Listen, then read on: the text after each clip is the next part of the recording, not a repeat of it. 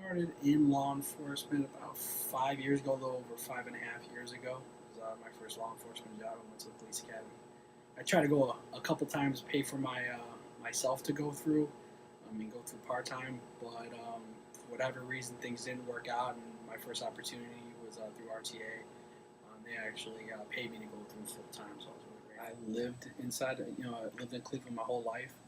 I understood the streets, I understood the people, and I didn't think I would be as effective with what I know in, let's say, a big suburb job. But I think it meant more to me being from here that I work inside of the city. So to me, my only options were going to be RTA or it was going to be CPD, Cleveland Police. So that's when they gave me the opportunity, I jumped on it. And coincidentally enough, 2 weeks after I said yes, I got a call from Cleveland, and asked if I wanted to move forward in that process. But I felt that RTA gave me the opportunity first, and I was gonna make them not regret that decision as much as possible, and I was gonna prove that it was the right one. Fare enforcement was my first assignment, checking fares and buses, trains, stations, and then my next pick when I got the opportunity, once I was more comfortable with how things worked here, I stayed on patrol for about 3 years, and I got the opportunity to interview for Homeland Security, and I did well, and here I am. On patrol, um, I wanted to be a detective. I know that. I wanted to do more with what I was given. I was seeing all the billboards, human trafficking, it happens here. I knew it was a big problem in Toledo, Columbus. Um, Both of those cities have major transit agencies. I did a little bit of research, seeing all throughout the United States, transit agencies are being used for human trafficking. So, Cleveland, not being like Chicago or New York, is still a decent sized city. If we're the main transit agency here, then it would have to be happening. I brought that to the chief's attention, and he was in full support. Gave me an opportunity to investigate further, talk to other agencies, including the FBI task force, and they confirmed that they did have some cases involving transit agencies inside Cleveland, RTA specifically. Um, Whether it be victims being transported or a victim was approached here, stuff of that nature. So from there, I found out what the elements were that a lot of victims were demonstrating, a lot of signs and symptoms, and I went and read pretty much every report I could to see if any victims or anybody, any of the females, especially missing juveniles, males and females, were showing a lot of these symptoms, and they were. So from there, we started pulling out a lot of those reports, pulling them back out, and seeing if there was anything more to them. And for some of them, there were. And that kind of let us know that this is something that we should definitely be looking into a lot more, not just from the detective bureau standpoint, but we had to educate our officers and make as many connections. This is an issue that you need as many connections as you can because it's important. It not only talking to the victim and helping them, but what can you offer them after this? Are there agencies out there who can provide? Are there grants? Is there shelters? Is there food, counseling? All these different things.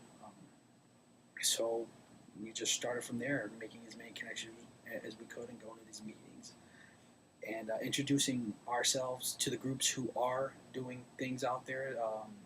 The Collaborative in Cleveland, they are an outstanding agency, and they just have, they have nuns, they have hotel agencies, they have police agencies, counseling agencies, and letting them know that we wanted to be a part of that.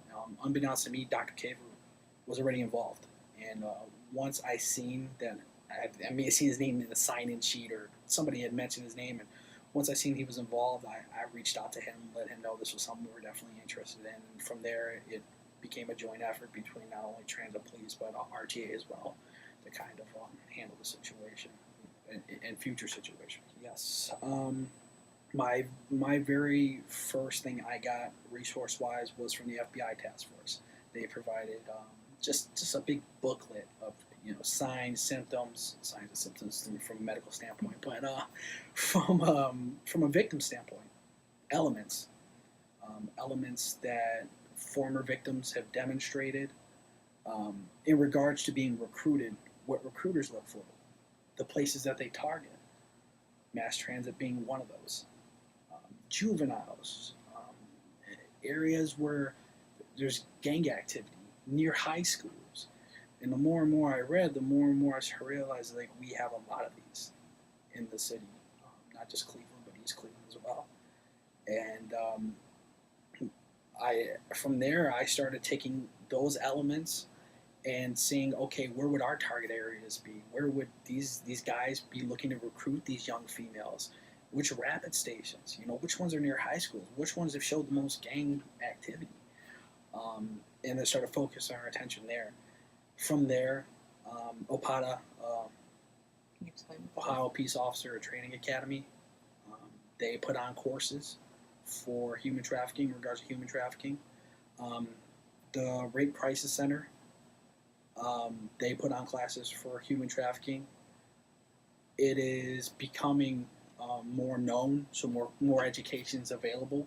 But a lot of it comes from research, doing the investigations, doing the studying, looking up cases that have occurred, and what were the elements of those crimes?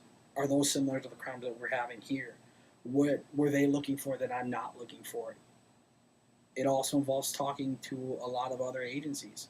Um, some of the best education I've gotten are from other officers who work not only here but other agencies, um, shelters. Speaking to the ladies out there, former advocates or collaborative to help end human trafficking, they bring in former victims and to hear things from their standpoint, things you wouldn't even think about, how they're being recruited or abducted or you know um, deceived.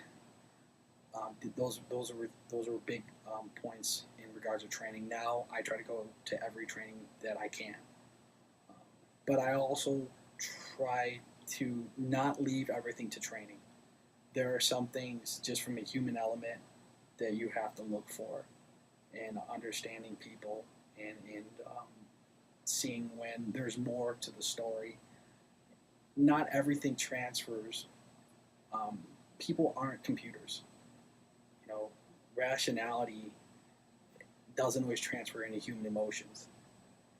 Um, so, learning that you have to take a different approach with these victims, not suspects anymore, is a big turn, um, because you can't say that's not sensible, it's not rational. Why would you do that? Why would you believe that? You know, but when the human emotions are involved, then it changes everything. It doesn't matter what's rational or not. I never believed in people being brainwashed until I started doing these investigations. And somebody can be mistreated and taken advantage of, and in their mind they're trained and they have made themselves believe that this person doing this can do them no harm, that they're safe and that they're loved, and they are truly brainwashed. And that is why it is so important to have outside agencies involved, the counseling, former advocates, former victims who can speak to them. So, biggest resource we have are other agencies and other people, because no agency can do it by themselves. Everybody has a different approach and mindset that can help. So.